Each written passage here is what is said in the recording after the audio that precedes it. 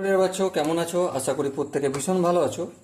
আজকে আমরা ত্রিকোণমিতি চ্যাপ্টারের কোন পরিমাপের ধারণা মানে কোষে দেখি 20 এর 8-এর দাগের অঙ্কটা প্র্যাকটিস করব। ওকে, আই হোপ তোমাদের স্ক্রিনে 8-এর দাগের অঙ্কটা দেখা যাচ্ছে। এই 8-এর দাগের অঙ্কটা করব, প্রথমে পড়বো ভালো করে, তারপর বুঝবো কনসেপ্ট কি বলতে চাইছে সেটা বুঝবো, তারপর অঙ্কটা করব। ওকে, তো অঙ্কটা পড়ার আগে প্রথমেই তোমাদের ধন্যবাদ যে তোমরা অঙ্ক শিখছো, তোমাদের লাইফে গ্রোথ করার প্রতি উদ্দেশ্য রয়েছে এবং চ্যানেলটি সাবস্ক্রাইবও আশা করি করে নিয়েছো। ওকে, চলো 8-এর দাগের অঙ্কটা কি বলেছে দেখো।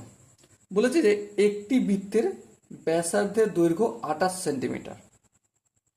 মানেটা কি? একটা বৃত্ত যার ব্যাসার্ধ দৈর্ঘ্য কত? 28 সেন্টিমিটার।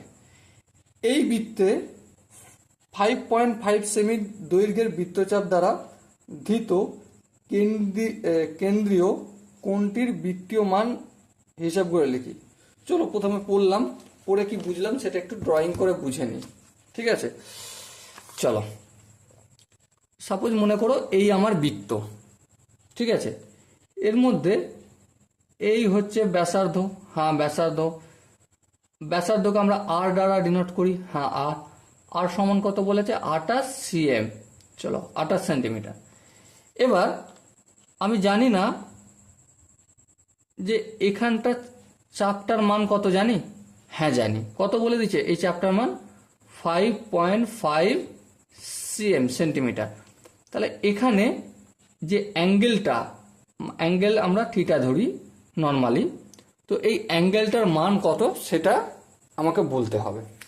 ওকে, দেখো এই অঙ্কটা আমরা করব, ডেফিনেটলি করব, ভালো করে কিন্তু বুঝে করব। ঠিক আছে, দেখো আমরা বৃত্তের পরিসীমা সূত্র আমরা জানি। হ্যাঁ, দেখো আমি এটা রাফ করছি। ঠিক আছে, বৃত্তের পরিসীমা বা এই কোণটা আমি ধরে নিচ্ছি, ধরি কোণটির পরিমাণ সমান থিটা, এটা ধরে নিলাম। ঠিক আছে, কারণ কোনটার পরিমাণ তো আমরা জানি না, সেই জন্য থিটা ধরছি। এবার আমি একটু রাফে তোমাদের জিনিসটা বোঝাই ভালো করে।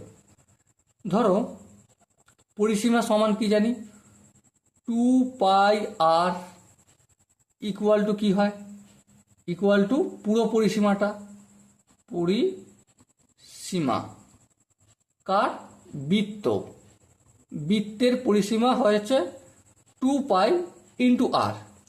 এখানে 2 পাইটা কি রিপ্রেজেন্ট করছে? 2 পাইটা পুরোটা অ্যাঙ্গেল, কোণ 360 ডিগ্রি, সেটাকে রিপ্রেজেন্ট করছে, তাই না? হ্যাঁ ঠিক।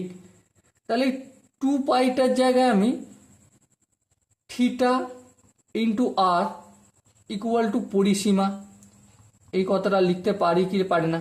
হ্যাঁ লিখতে পারি। 2 পাইটাই তো হচ্ছে পুরোটা অ্যাঙ্গেল, পুরো অ্যাঙ্গেলটা। হ্যাঁ ঠিক ঠিক ঠিক, পুরো অ্যাঙ্গেলটা।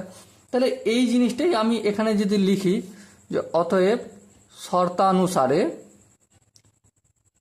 শর্তানুসারে theta into r equal to কি? 5.5 লিখলাম। হ্যাঁ লিখলাম, কোনো অসুবিধা নেই। তাহলে থিটা সমান কি? আর এর সঙ্গে থিটা গুণের আকারে আছে, অপোজিট দিকে গেলে কি হয়ে যাবে? ভাগের আকারে। 5.5 বাই আর মানে কত?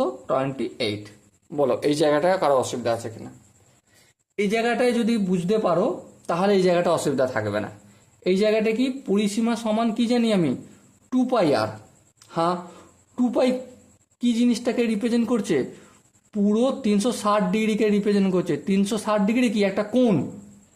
পুরোটা 360 ডিগ্রি মানে কোণ।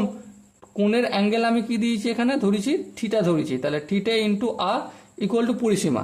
আর পরিসীমাটা কত বলে দিয়েছে? এইটুকুনটার পরিসীমা কত বলেছে? 5.5। সেটাই আমি লিখেছি, theta into r equal to 5.5। Okay, এবার তুমি ধ্যান দিয়ে লক্ষ্য করো, আমি 5.5টা একটা কাজ করছি। কি কাজ? দশমিকটা হটিয়ে দিই, তাহলে এই শূন্য হবে। হ্যাঁ বাই 28। বেশ ঠিক আছে। এবার দেখো 5 দিয়ে কাটবো, 5 দুগুণে 10, আর এখানে 5 11 55। তাহলে কি এসে দাঁড়ালো? 11/28 গুণিতক 2, 56 হলো। বেশ। আচ্ছা, আমরা কি পাই দিয়ে আনসার পেয়েছি? না, পাইনি। তাহলে আমি উপরে একটা পাই আনছি আর নিচে একটা পাই আনলাম, কোনো অসুবিধা রয়েছে? আশা করি কারো অসুবিধা থাকার কথা নয়, কারণ উপরেও নিচে নিচে দিচ্ছি, কেটে গেলে তো 1 হয়ে যাবে। হ্যাঁ, ঠিক। এরপর নিচের লাইনটা ভালো করে দেখো, 11 গুণিতক পাই বাই 56। আচ্ছা, পায়ের মান কত? পাই ইকুয়াল টু সমান সমান, হালাকি একদম পারফেক্ট মান নয়, যে 22/7 একদম পারফেক্ট সেটা বলা হয় না, ঠিক আছে, এটা ধরে নেওয়া হয়। তাহলে এখানে 22/7, বাইটা উপরে চলে গেল, 7/7। ওকে, এবার দেখো 11 এককে 11, 11 দুগুণে 22, বেশ। 7 এককে 7, 7 আষ্টে 56। তাহলে কি এসে দাঁড়ালো? পাই বাই 8 আর 2 গুণ করলে 16। তাহলে বৃত্তীয় মান, এই থিটার বৃত্তীয় মানটা কত বেরিয়ে গেল আমার? Pi by 16। ওকে, সো আনসারটা আশা করি তোমরা লিখে নিতে পারবে। যদি কোনো ডাউট থাকে এরপরও, তো ডেফিনেটলি কমেন্ট সেকশনে জানিও, আমি প্রতিটা ডাউট ধরে ধরে ক্লিয়ার করে দেবো। ওকে, দেখা হচ্ছে নেক্সট সেশনে, ততক্ষণ পর্যন্ত জয় হিন্দ।